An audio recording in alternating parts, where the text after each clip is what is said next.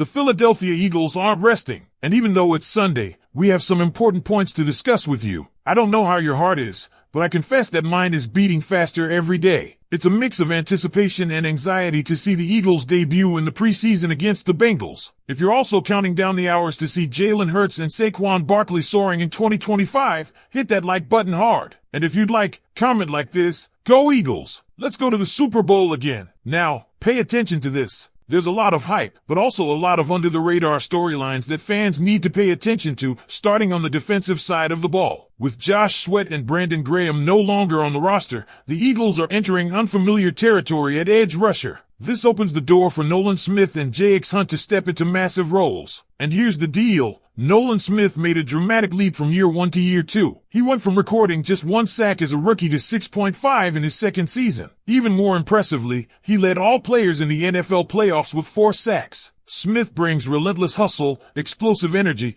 and surprising physicality despite being undersized for the position. And don't sleep on his ability to defend the run. He's better than people give him credit for in that aspect too. Now, J.X. Hunt may be the biggest wild card here. Remember, the Eagles gave Bryce Huff a hefty contract, $34 million guaranteed, but by the end of the season, he was a healthy scratch. Why? Because Hunt outplayed him. In fact, in the Super Bowl against Kansas City, Hunt was not only on the field but made key plays that helped dominate the Chiefs' offensive line. That speaks volumes. Defensive coordinator Vic Fangio trusted Hunt when it mattered most, and that's no small thing. But let's not ignore the question marks. Without Sweat and Graham, can Smith and Hunt consistently generate pressure and get to the quarterback over the course of an entire season? That's one of the biggest unknowns heading into training camp. As we move to the interior defensive line, one name that deserves your attention is Moro Ojomo. Can he replace Milton Williams at defensive tackle? Ojomo quietly had a better pass rush win rate than Williams last year and graded out very well on limited snaps, according to Pro Football Focus. The Eagles were never going to pay Williams $26 million a year.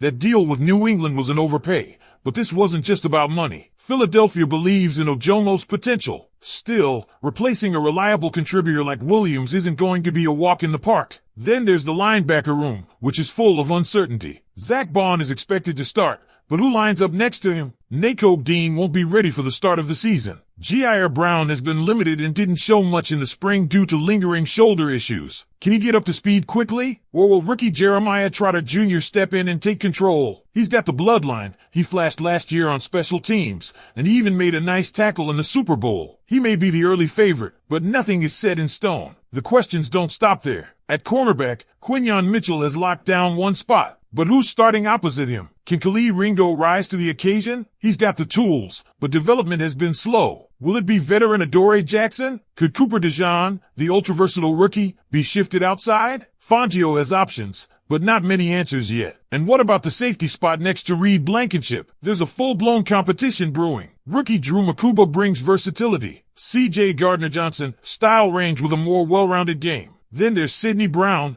known for his hard-hitting presence, and former first-rounder Louis Cine. Don't sleep on the UDFAs either. Tristan McCullum and Andre Sam have shown flashes. Whoever wins this job will be under a microscope from week 1. Let's flip over to the offense, because that side of the ball is a lot more settled, and frankly, it looks terrifying heading into 2025. The Eagles return 10 of 11 starters from the team that dismantled the Chiefs in Super Bowl 59. The O-line is loaded. Lane Johnson, Landon Dickerson, Cam Jurgens, and Jordan Mailata are all back. At wide receiver, it's A.J. Brown and DeVonta Smith, arguably the best 1-2 punch in the league, plus Jahan Dotson in the slot. Jalen Hurts is obviously locked in under center, and Saquon Barkley is looking to prove something big in his first full year in Philly. Dallas Goedert is back at tight end on a restructured 1-year deal after all the trade rumors. So who's the one new face in the starting lineup? It's Tyler Steen. Let's be honest, not enough people are talking about Tyler Steen. He replaces Mekhi Becton at right guard,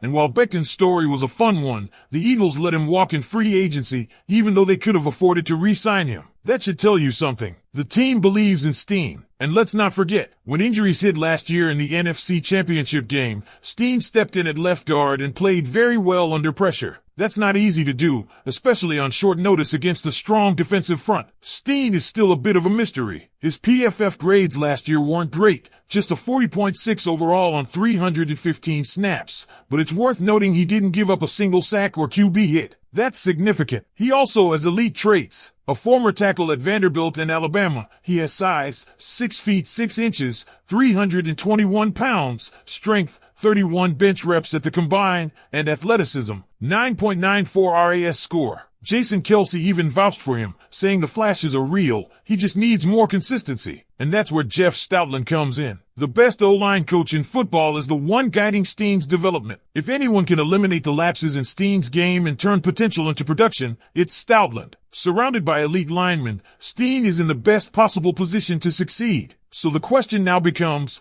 are Eagles fans sleeping on Tyler Steen heading into 2025? What do you think his ceiling is for this season? Let me know in the comments, and when you're ready, I'll bring you the second part of this story. Let's keep going right where we left off, because there's still a lot more to unpack when it comes to Tyler Steen and the expectations for this Philadelphia Eagles offensive line heading into the 2025 season. Steen's path to this starting role hasn't been a straight line, it's been a grind. After being drafted in the 3rd round, the Eagles immediately transitioned him from tackle to guard, a major shift in technique, leverage, and responsibility for a college tackle who spent time at Vanderbilt and Alabama playing outside on an island. Moving inside where everything happens faster and the defensive tackles are bigger and stronger was always going to come with a learning curve. And yes, the transition was bumpy at times, but the flashes were there, those moments where you saw him anchor against pressure, explode into his run blocks, and mirror defenders with the kind of quickness you don't often see from a guard. And here's what makes this such a big deal. The Eagles let a proven player like Mekhi Becton walk after just 1 season at guard. Becton played well, but the organization made a statement. They could have paid him $10 million per year, a totally reasonable number, especially for a team that values elite offensive line play as much as Philly does. But instead, they passed, because they believe Steen is ready. You don't make that kind of bet unless you trust your scouting department, your development pipeline, and your coaching staff. And in Philly, the Jeff Stoutland factor can't be overstated. Stoutland has turned mid-round picks and raw prospects into Pro Bowlers and longtime starters for over a decade. If he believes Tyler Steen has the tools, then you better believe the rest of the staff is going to give him every opportunity to win and hold that job. And here's what might surprise fans. Despite the low PFF grades, Steen's 0 sacks and 0 QB hits allowed across 315 snaps point to a guy who is already showing functional pass protection ability at the NFL level. Yes, the 9 pressures and 5 penalties show he's not there yet, but the baseline is better than most people think. Even more promising is the setup around him. Think about this. How many first-time starters walk into a situation where they're sandwiched between a Pro Bowl center and a future Hall of Fame right tackle? That's exactly what Steen gets with Cam Jurgens to his left and Lane Johnson to his right. And beyond that, he's got Landon Dickerson and Jordan Mailata on the other side of the line. The atmosphere behind the scenes at the Philadelphia Eagles is heating up, and I've got some important things to break down with you right now.